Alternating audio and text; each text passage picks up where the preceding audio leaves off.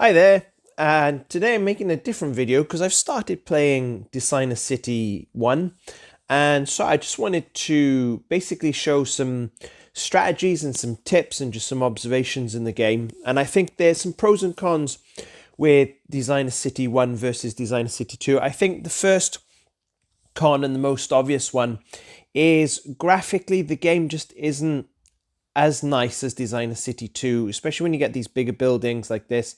They don't look as clean or as sharp. That being said, they still look pretty good. It's still a high graphical output compared to maybe some other designer games that I've come across, or city building games. Secondly, probably one of the cons is the introduction of diamonds, or not the introduction, but the fact that they had diamonds in this one. I think they took it out for Designer City 2 just because it just makes the game a bit more convoluted and another aspect to play. With that being said, the pros are when you kind of go into, let's see what the settings are. Don't hide unlock buildings. But there's just so many more buildings in this, and I guess they're still updating it, so that's a massive plus. Just look at all these residential buildings to start with, which means a lot of neighborhoods will be more exciting. I'm just looking at the commercial buildings. Another thing I like is when you go into air transport, for example, there's a capacity just to build out a bigger and better airport than you can in Designer City 2. Look at all these passenger terminals here. So many different passenger terminals that you have. So there's that. There's also monorail. And so where's that to? Monorail, there it is. And you can kind of do a monorail system as well in your town, which I think is probably a good way to integrate some transport if you want to do that. And so just looking at this, there's some, like I said, some pros and cons. With that being said, let me show you where I'm at the moment in terms of how I'm making money. So at the moment, I have an hourly income of $129 million. Pretty low when it's offline because it's all fast moving things for me to play whilst I'm playing the game. And a lot of it has revolved around, well, firstly, this little guy here starts off really cheap, but that's 3,000 every minute. And so that works out then essentially at 180 grand per hour. But instead of having it every hour, it's 3,000 every minute. So you're getting quick cash when you've got loads of these. They don't employ a lot of people. They're low on energy, water, trash. They actually add to your ecology, and happiness is low. And so, like I said, they're pretty cheap. Next behind those would be the dairy. Here it is there, 2,700 every minute. Again, low employment, low everything really, but they do add to your ecology, and so that's pretty good. So there's two units essentially that you want to base yourself around, and just to kind of keep the happiness, because obviously the happiness is what gets you that final figure. If you don't have 150% happiness, then you're going to have a lower income. But I've got these little squares which I can put them around, and I got the police station, fire station, health, parks, and just anything I can really just to keep the happiness increased. The downside is every time you add employment, you've got to build residential, which I find really annoying at the moment because it's not being done to make the city look pretty, but just to basically house people in. So I guess it's kind of the housing situation of a communist state.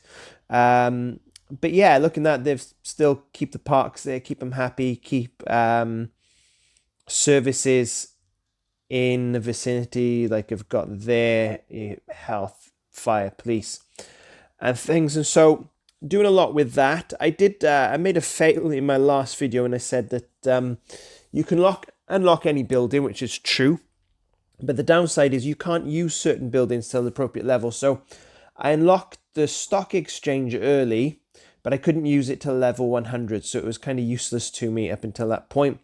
A couple other buildings to point out is the butchers. It's 1,800 every minute. It's still relatively high. So you're still going to get, a good amount from that for kind of a low cost, and then the garage as well. But then nowhere near those two industrial buildings that you would use. I think the pottery again is going to give you a good output, but nothing beats the farm for kind of quick cash that you're going to get in. One building that I have put in the city that does give a high yield, although also it employs a heck of a lot of people, so you got to offset the cost for that. And obviously power, water, trash, ecology all suffers a hit. But this one here, it's 153,000 every 26 minutes. So basically in the space of an hour, I'm going to be getting around 300 grand.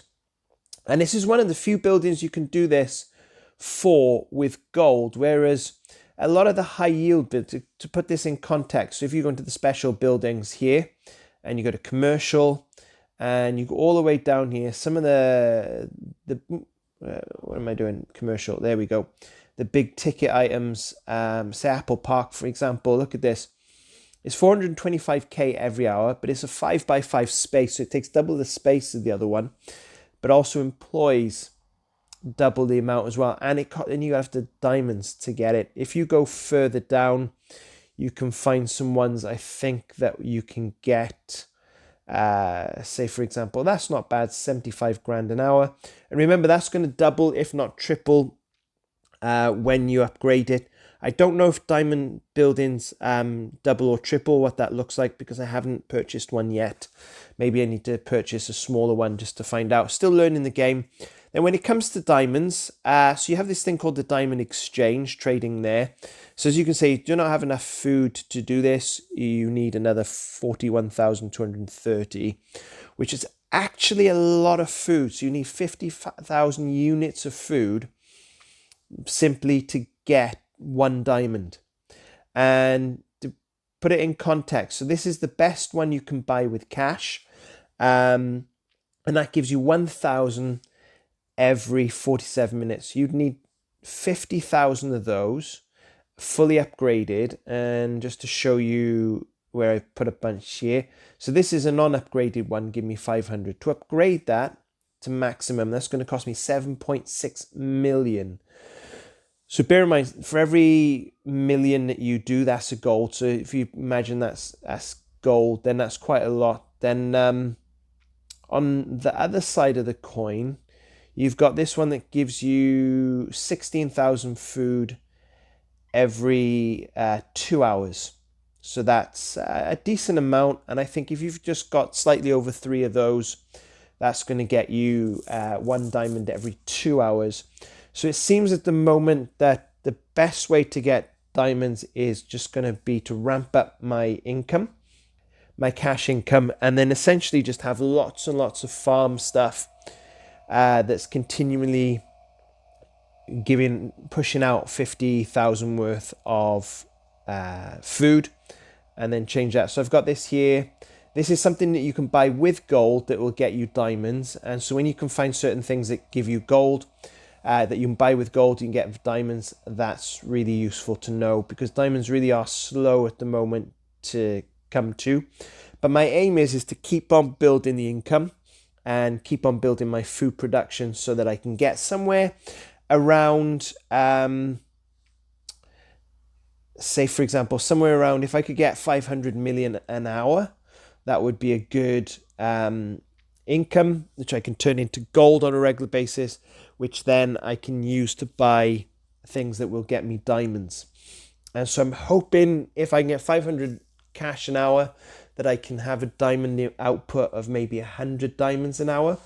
And eventually that will get me to a place where I can buy some of the high ticket items on the store. I don't know what they are actually. Let's have a look at probably the highest price ones are going to be down here, and how comparable it is.